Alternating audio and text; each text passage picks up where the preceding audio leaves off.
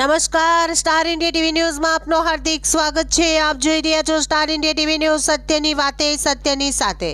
જાલોદ નગરના રક્ષા પેટ્રોલિયમ આગળ એક્ટિવા ચાલકને બચાવવા જતા બાઇક સ્લીપ થતા બાઇક ચાલકને ગંભીર ઇજાઓ।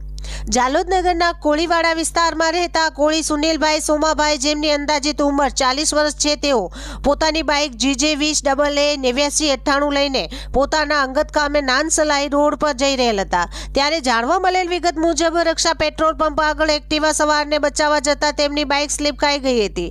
બાઇક સ્લીપ ખાઈ જતા માથાના ભાગે ગંભીર ઇજાઓ થતા તાત્કાલિક 108 મારફત સરકારી હોસ્પિટલ ખાતે લાવવામાં આવેલ હતા। નગરના આશાસ્પદ યુવાનનું અકસ્માત થતા યુવાનના પરિવારજનો તેમજ નગરના લોકટોળા હોસ્પિટલ ખાતે ઉમટી આવેલ હતા।